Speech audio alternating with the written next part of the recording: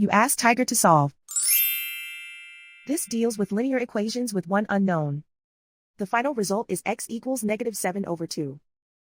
Let's solve it step by step. Simplify the expression. Expand the parentheses. Multiply the coefficients.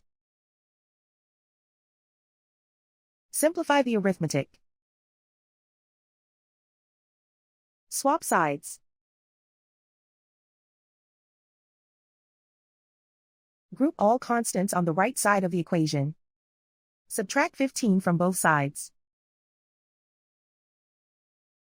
Simplify the arithmetic.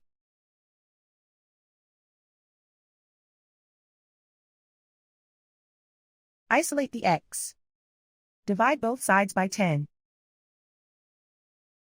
Simplify the fraction. Find the greatest common factor of the numerator and denominator. Factor out and cancel the greatest common factor. And so the final result is x equals -7/2.